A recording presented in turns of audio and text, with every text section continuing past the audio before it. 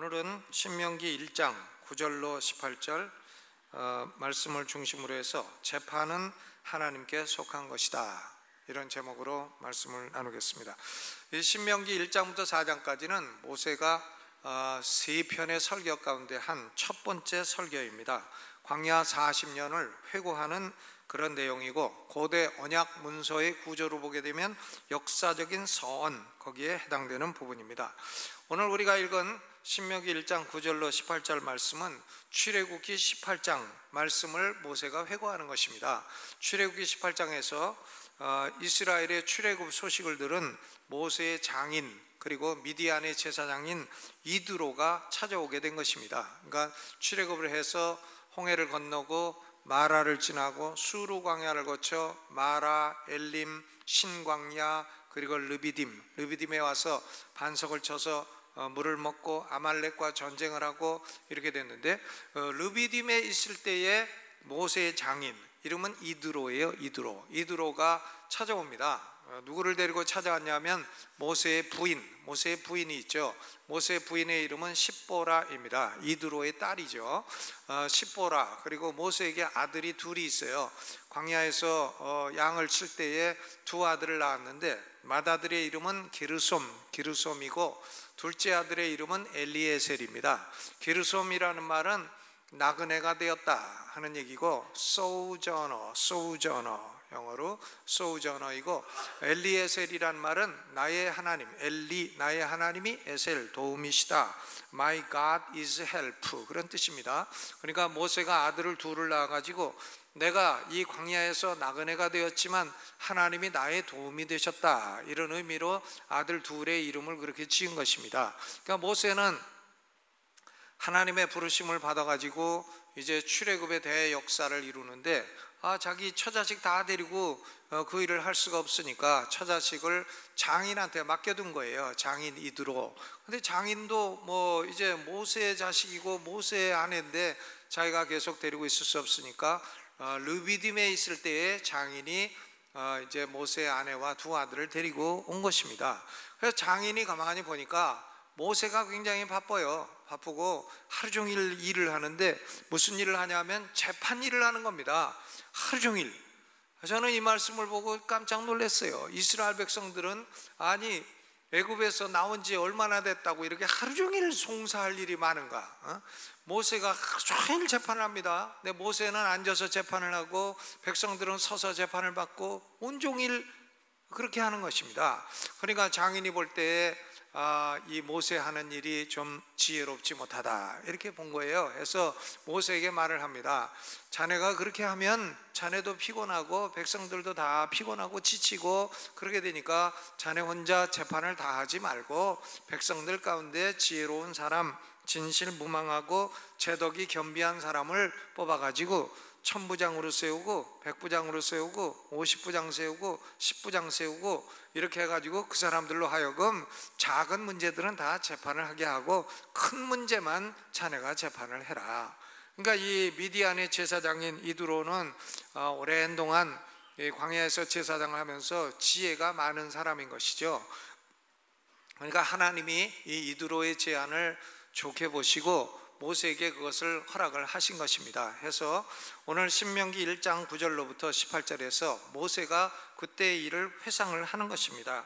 신명기 1장 9절로부터 12절까지는 왜 재판장들을 선임해야 되나, 재판장을 선임해야 될 필요성을 얘기를 하는 겁니다. 그러니까 인구가 앞으로 이스라엘이 1000배나 늘어나고 10,000배나 늘어나고 70명이 애굽에 내려갔는데 그게 60만이 됐으니까 이게 엄청난 1000배 수준이 아니죠. 60만 늘어났으니까 10,000배인가요? 10,000배? 엄청나게 앞으로도 그렇게 늘어날 건데 모세가 혼자서 그걸 다 재판할 수는 없다는 겁니다. 그러니까 재판장을 임명해야 된다, 재판장을 임명해야 될 필요성을 말하고 있고, 그 다음에 신명기 1장 13절로 15절은 재판장의 자격 그리고 질서를 말하고 있습니다. 재판장은 아무나 되는 건 아니고 지혜와 지식 두 가지를 갖추어야 된다. 그렇죠? 무당도 아무나 합니까? 우리 속담에 그런 말 있잖아요. 선무당이 사람 잡는다고. 그러니까 무당도 그 무당으로서 지혜와 지식을 갖추어야 하는 거지. 하물며 하나님의 백성 이스라엘의 재판장을 그 아무나 하냐 이거예요. 지혜와 지식을 갖춘 사람이 하고, 그리고 재판장들도 무질서한 게 아니라 조직이 있어야 된다. 1000부장 밑에 100부장, 100부장 밑에 50부장, 50부장 밑에 10부장, 그리고 또 재판을 하면 그걸 기록할 서기, 패장이라 부르는 서기도 임명을 해라. 이제 그런 내용입니다.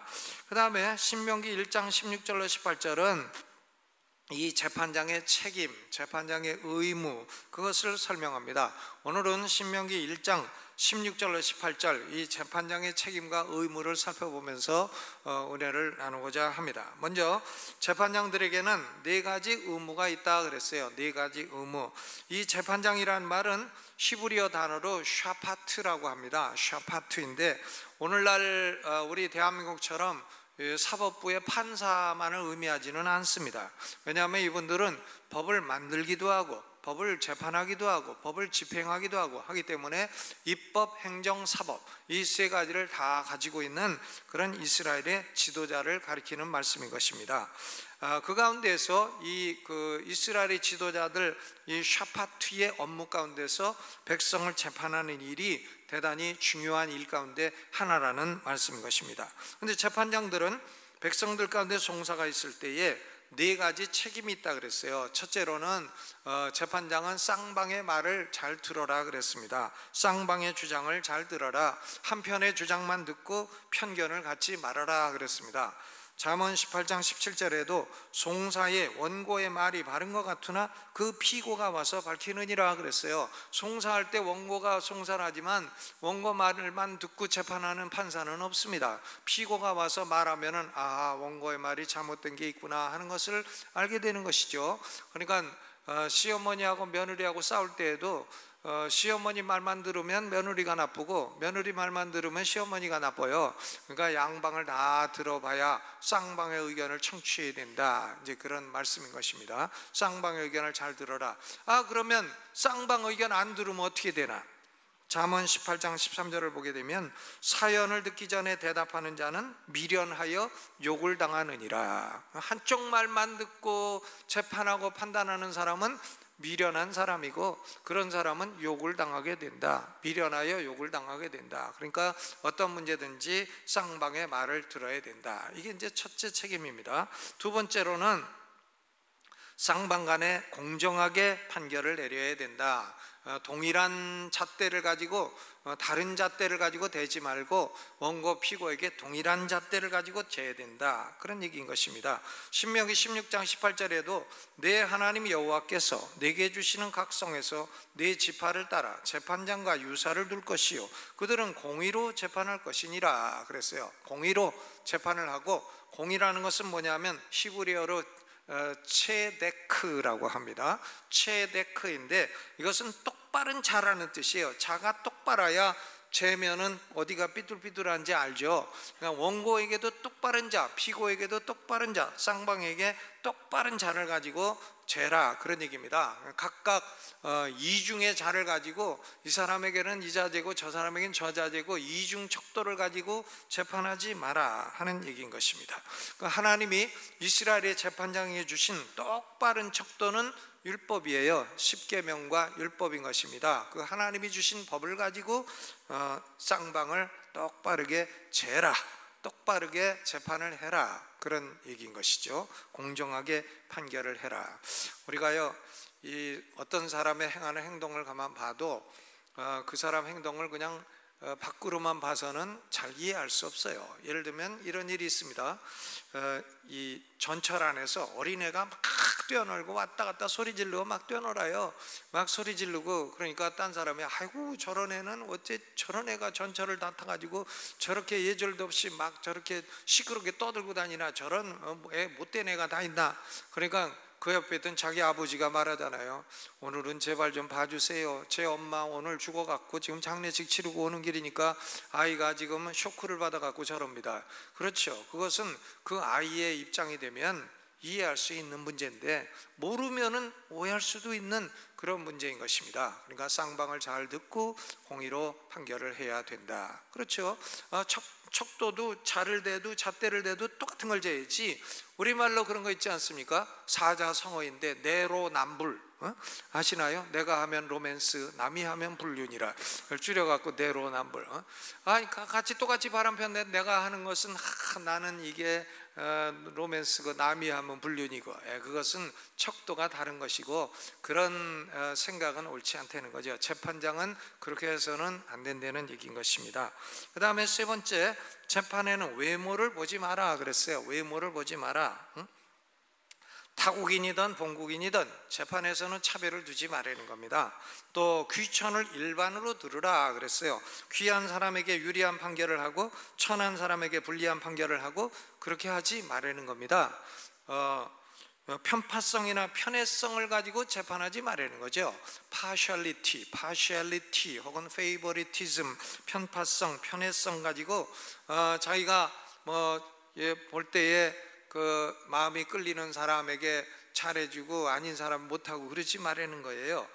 귀한 사람의 말이라고 더 들어주고 천한 사람의 말이라고 멸시하고 그러지 말라는 겁니다. 귀하든 천하든 간에 재판에서는 외모를 보지 말고 공의를 가지고 공정한 잣대로 재판을 하라 하는 얘기인 것입니다. 우리나라는 그런 말이 있잖아요. 유전 무죄, 무전 유죄. 그렇죠.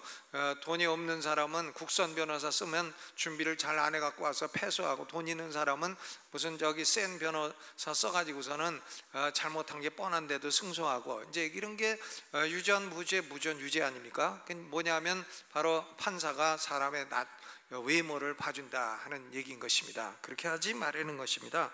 레위기 19장 15절에도 너는 재판할 때에 불의를 행치 말며 가난한 자의 편을 들지 말며 세력 있는 자라고 두어하지 말고 공의로 사람을 재판할지라 그랬어요. 가난한 사람이라고 해서 더 동정하고 너는 가난하니까 무조건 네가 이겨라, 그것도 안 된다는 거예요. 또 너는 세력 있는 자니까 네가 이겨라, 그것도 안 된다는 겁니다. 가난한 자라고 더 봐주고 또 세력 있는 자라고 더 아첨하고 그러지 말라는 거예요. 사람의 얼굴을 봐주지 마라 하는 것이죠.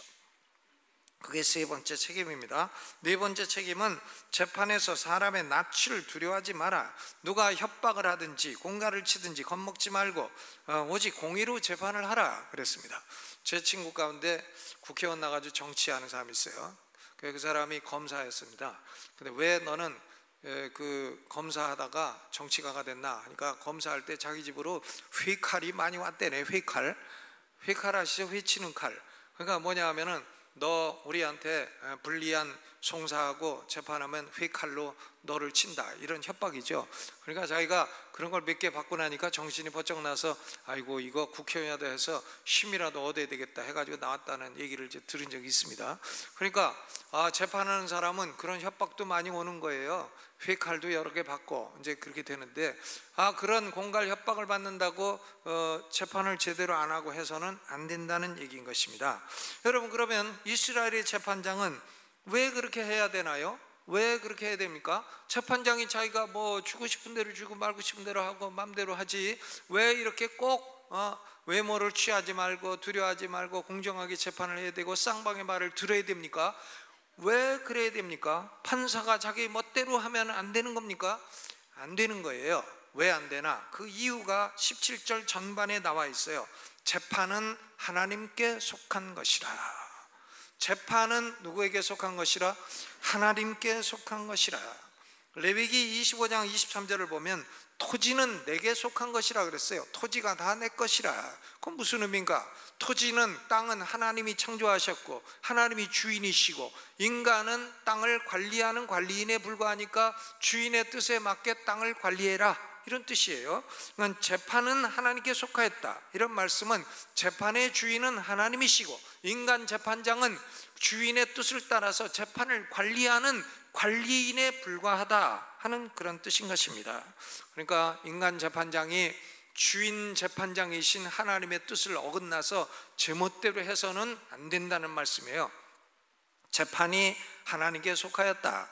이사야 33장 22절에도 대저 여호와는 우리 재판장이시요 여호와는 우리에게 율법을 세우신 자시요 여호와는 우리의 왕이시라 그랬습니다. 하나님이 재판장이시고 인간은 단지 하나님의 뜻을 따라서 재판을 관리하는 사람이라 그런 말씀이에요. 관리인이 주인의 뜻을 따라야지 관리인이 주인은 제껴놓고 제멋대로 하면 안 된다는 얘기죠. 그러니까 재판이 하나님께 속하기 때문에 재판장은 하나님의 뜻을 따라 재판을 해야 된다 하는 말씀이에요. 바벨론 왕이었던 느부갓네살, 그 당시에 전 아시아와 유럽을 통일했던 사람입니다. 굉장한 사람이죠. 그런데 이 사람에게 하나님이 미친 마음을 7년 동안 주셨어요. 7년 동안 짐승의 마음을 받고 짐승의 외모를 하고 짐승처럼 들에 살다가 7년 만에 제정신이 딱 돌아왔습니다. 제정신이 돌아오더니 제정신 들린 말을 하는 겁니다.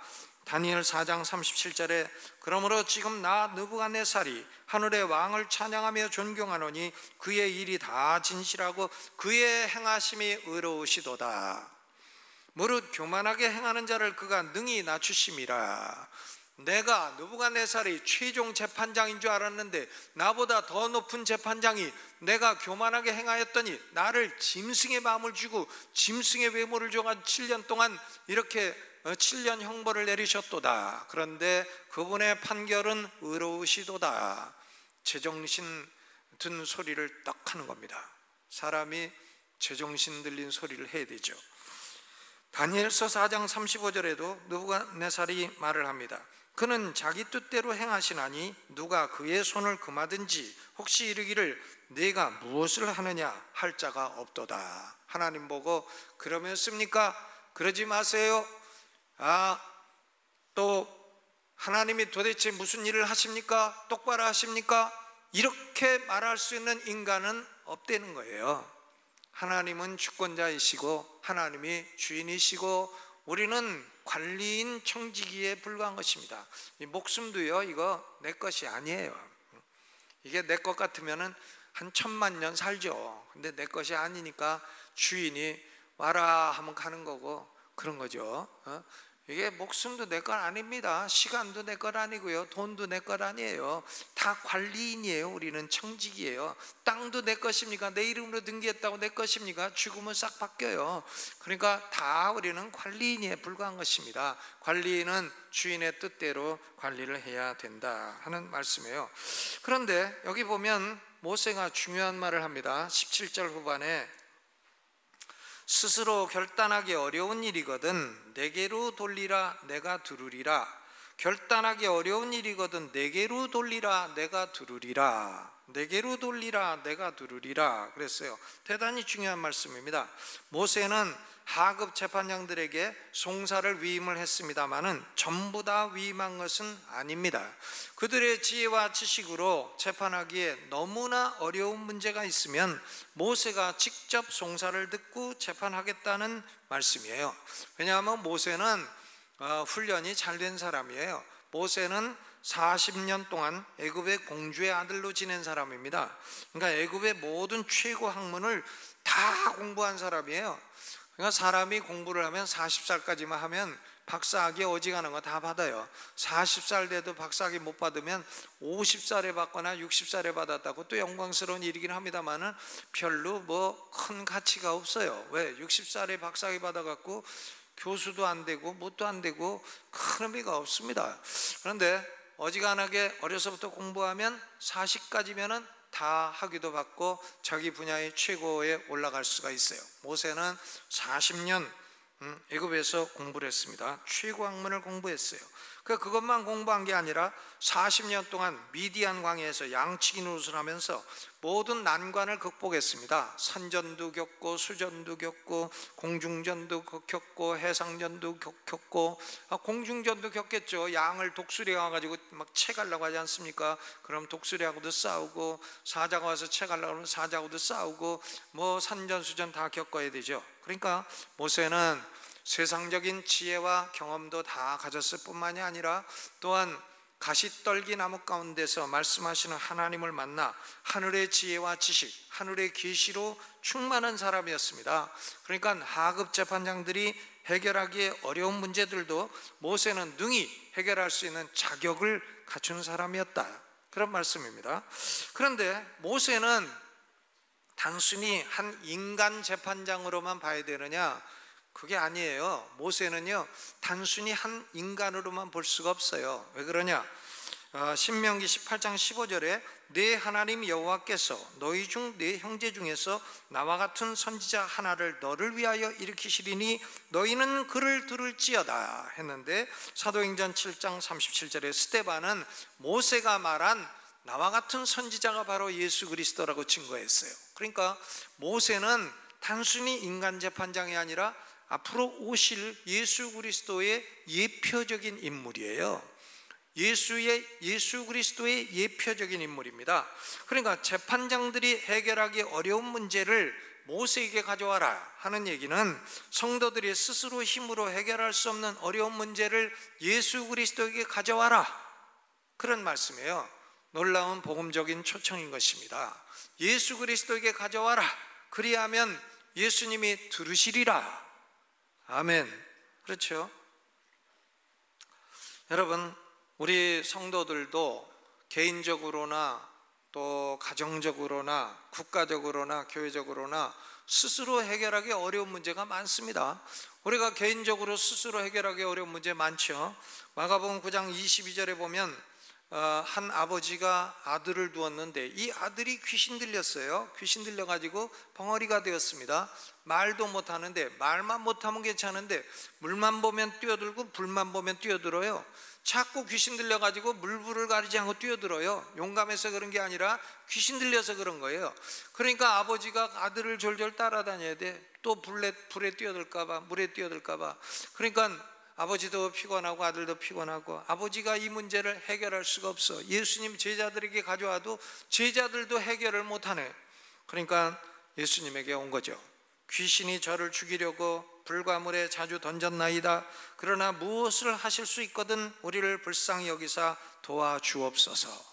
그러니까 예수님이 그 아버지를 보더니 마가복음 9장 23절, 예수께서 이르시되 할 수 있거든이 무슨 말이냐? 믿는 자에게는 능치 못할 일이 없느니라 하고서는 그 아들을 즉시 귀신으로부터 해방시켜 주신 것입니다. 인간으로는 참 어려운 문제도 예수님에게는 참 쉬운 문제가 되는 거예요. 그러니까 예수님에게 스스로 해결할 수 없는 어려운 문제를 가지고 와라. 그러면 들어준다. 아멘. 그렇죠. 잠언 22장 1절에는 이런 말씀이 있습니다. 많은 재물보다 명예를 택할 것이요. 명예, reputation, 명예라고 하는 것은 많은 재물보다 귀한 것이라는 말씀입니다. 그런데 다른 사람이 나의 명예를 막 훼손하고 악한 말을 퍼뜨리고 다니고, 이런 경험을 우리 성도들도 세상 속에 많이 하는 것입니다. 우리 보면 교단에도 그런 문제가 많이 일어나고 있고 그렇습니다. 남에 대해서 막 악한 말을 퍼뜨리는데 누가 누구에게 하는지 모르니까 일일이 해명하고 다닐 수도 없는 문제인 것이죠. 그러니까 명예훼손을 당하는 사람의 입장에서는 이게 참 어려운 문제예요. 해결할 수 없는 문제예요. 자기 스스로의 힘으로 해결이 안 되는 문제인 것입니다. 레위기 19장 16절에도 너는 네 백성 중으로 돌아다니며 사람을 논단하지 말며 내 이웃을 대적하여 죽을 지경에 이르게 하지 마라. 사람을 막 중상모략해갖고 죽을 지경에 이르도록 만들지 마라, 이런 말씀이에요. 그러니까 하나님은 중상모략이나 명예훼손을 싫어하시는 하나님이신데, 이런 문제를 당하게 된다. 그러면 어떻게 해결을 합니까? 어떻게 해요? 해결이 안 되죠. 법으로 고소해라, 명예훼손죄로 고소해라. 고소해봐야 벌금 100만 원이지 판결 뻔합니다. 벌금 한 몇 년 하다가 벌금 100만 원. 근데 변호사비가 1심에 1,000만 원, 2심에 1,000만 원, 3심에 1,000만 원, 변호사비 3,000만 원 들고, 그리고 벌금 100만 원 내고. 그러니까 벌금 100만 원 받으려고 3,000만 원 써야 돼. 그러니까 그거 좋은 일이 있겠어요. 그러니까 그건 법이 있어도 아무짝에 소용이 없어요. 그러니까 이건 스스로 해결이 안 돼요. 안 되니까 이런 문제 어떡하나, 하나님께 가져가, 예수 그리스도에게 가져가서 아뢰면 예수님이 들어주시고 해결해 주신다, 그런 말씀입니다. 때로는 우리가 경제적으로 너무 가난해서 너무 가난해가지고 엄치고 뛸 수도 없고 어떻게 감당할 수도 없다. 그래도 예수님에게 가져가면 그 문제를 해결해 주신다는 거예요. 예레미야 22장 16절에 그는 가난한 자와 궁핍한 자를 신원하고 형통케 하였나니 이것이 나를 알미 아니냐. 나를 아는 사람들은 가난한 자를 신원하고 궁핍한 자를 형통케 한다. 여호와의 말이니라 그랬습니다. 너무 가난하고 궁핍하여 감당할 수 없는 상황, 스스로 해결할 수 없는 상황이라도 예수님에게 오면 그 문제를 해결해 주시고 형통하게 해 주신다. 그런 말씀이에요. 1960년대, 70년대 우리 한국 교회가 많이 불렀던 찬송은 그겁니다. 고통의 멍에 벗으려고 예수께로 나옵니다. 그냥 모이면 고통의 멍에 벗으려고 예수께로 나옵니다. 너무나 가난하고 고통스럽고 그러니까 그 찬송을 많이 불렀는데 요새는 나는 어느 교회 가도 그 노래를 못 들어봐요. 고통의 멍에 벗으려고 이거 못 들어봅니다. 고통의 멍에 벗었으니 이렇게 가사를 바꿔야 될 것 같아요. 그러니까 우리가 참 가난하고 못 살 때 그냥 매달려 기도하고 살려달라고 기도하고 했더니 하나님이 들어주시고 형통케 하시고 축복해 주신 겁니다. 예수님이 들어주신 거죠. 들어주시니까 예수님한테 또 뭘 들어주셨냐, 우리가 잘나서 그랬지, 이제 이렇게 되면 또다시 본전으로 돌아갈 수도 있는 것이죠. 여러분, 이렇게 개인적으로 어려운 문제도 있지만요, 영적으로 어려운 문제도 있어요. 예를 들면 가족 구원, 자녀들 구원, 또 뭐 부모님 구원, 남편 구원, 이런 게 사람 힘으로 됩니까? 자녀들 뭐 때린다고 교회 나옵니까? 욕한다고 나옵니까? 어떻게 나옵니까? 달랜다고 나옵니까? 나는 엄마가 어렸을 때는 억지로 끌고 다녔지만 이제는 억지로 끌고 다니는 게 싫어서 안 갑니다. 그러죠?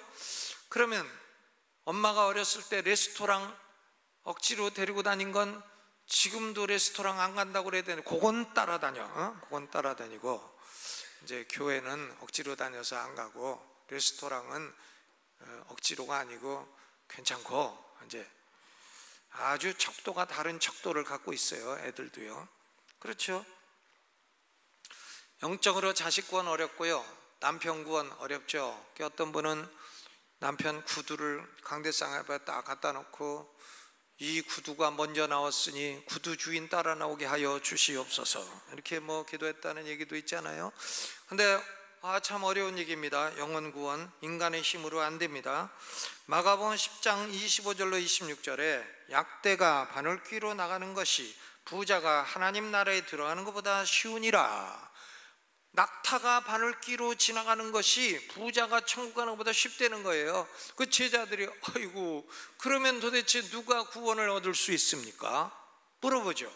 아니 그게 불가능하다는 얘기가 아닙니까? 하니까 예수님이 마가복음 10장 27절 예수께서 저희를 보시며 가라사대 사람으로는 할 수 없으되 하나님으로는 그렇지 아니하니 하나님으로서는 다 하실 수 있느니라. 사람으로는 안 돼도 하나님으로서는 다 하실 수 있느니라. 아멘. 그렇습니다. 교회적으로 어려운 문제도 있죠. 해결할 수 없는 문제. 예를 들면 구약시대 교회 이스라엘은 2번이나 국가적으로 노예가 됐어요. 애굽에 430년 노예됐고 바벨론에 70년 노예됐고, 어떻게 자기들 힘으로 해결합니까? 노예가 뭐 반란 일으켜봤자 죽는 것밖에 더 있어요. 해결이 안 됩니다. 그래도 하나님께 가지고 나오니까 하나님이 들어주시고 2번이나 해방시켜 주신 줄로 믿습니다. 신약시대 교회도 초대교회는 진리가 있고 성령의 역사 있고 하지만 중세기로 가면서 500년부터 1500년 중세 1000년을 암흑기라고 합니다. 암흑기. 진리가 있질 않아요.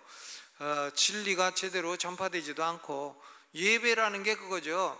라틴어로 예배를 드리면 백성들은 알아듣지도 못해. 무슨 말인지 알지도 못해. 라틴어로 하는데, 라틴어로 하니까 뭘 알아듣습니까? 그냥 뭐 고개 숙이라면 숙이고 일어나라면 일어나, 그냥 그밖에 모르는 거죠. 예배가 예배일 수가 없고 하나님의 뜻이 전달될 수도 없고 이런 상황인데, 어떻게 뭐 평신도들이 해결할 수도 없고 뭐 목사 뭐 사제 한두 사람이 해결할 수도 없고, 그런데 구약시대에 하나님이 모세를 일으키셨고 또 신약시대 하나님이 마르틴 루터, 존 칼빈 이런 위대한 분들을 이렇게 세워주셔서 교회에 다시 진리를 회복시켜 주신 줄로 믿습니다. 국가적으로도 우리가 해결할 수 없는 문제 있어요. 전쟁 위기의 문제. 전쟁 나면 어떡하냐고 저한테 물어봐요. 어떤 분이. 어떡합니까? 할 수 없지. 나는 현역 군인도 아니고 예비군도 아니고, 예비군은 애비군이라고 그러잖아요. 또 뭐죠? 예비군 다음에 가는 거 민방위는 해례비군. 민방위도 면제됐어 이젠. 그러니까 나는 뭐냐, 증조 해례비군 그런 건 없어. 그러니 뭐 전쟁 나면 할 수 없는 거지. 뭘 어떻게 하겠어요? 할 수 없는 거죠. 안 나기를 바라는 거죠. 국론 분열의 문제. 뭐 국론이 분열돼 있다. 어떻게 해요? 할 수 없죠. 내가 불러다가 그러지 마라 하면 말 듣습니까? 안 듣습니다. 그러니까 여러분이 저를 대통령으로 뽑아주신다면 저는 대한민국의 도경계를 없애겠습니다. 도경계를 없애고 확 새로 흩어나가지고는, 그리고 법률을 정해서 이도 사람은 자기도 사람과 결혼하지 말고 타도 사람과 결혼을 해라. 안 하면 징역 10년이다. 저를 뽑아주시면 그 법을 반드시 통과시키고 국가의 국론 분열을 없애도록 하겠습니다마는, 그러나 뭐 대한민국 역사상 피가가 대통령이 됐다 이런 일은 있지 않으리라고 저는 봅니다. 그러니까 절대 그런 일은 일어나지 않을 거라고 생각이 되는데, 그러니까 뭐냐, 내 힘으로 안 되는 문제다 이런 거죠. 스스로 해결할 수 없다. 그럼 어떡하라는 건가? 예수님에게 갖고 오라는 거예요, 그 문제. 그러면 예수님이 들어주시고 빨리 해결해 주는 것도 있고, 역사가 오래 지나면서 해결해 주시는 것도 있고, 우리는 이런 문제 다 예수님에게 가져와야 됩니다. 예수님은 가져오면 안 들어주시는 게 아니라 들어주신다. 내가 들어주리라. 왜? 들어주실 능력이 있어요. 예수님은 전능하신 분이시기 때문에 능력이 있습니다. 창세기 18장 14절에 여호와께서 아브라함에게 이르시기를 여호와께 능치 못한 일이 있겠느냐? 기한이 이를 때 내가 네게로 오리니 사라에게 아들이 있으리라. 사라가 나이 89세 됐고 이제 경수도 끊어지고 생리적으로 자녀를 낳을 수 없어요. 그런데 하나님이 내가 너를 찾아올 건데 내년에 내가 아들을 낳을 거다. 그러니까 사라가 웃죠. 아유, 하나님도 참 농담도 세게 하시네. 웃는 거죠. 웃는 거예요. 그런데 그러니까 하나님이 아들 낳고 네가 웃었다고 이름을 이삭이라고 지어라.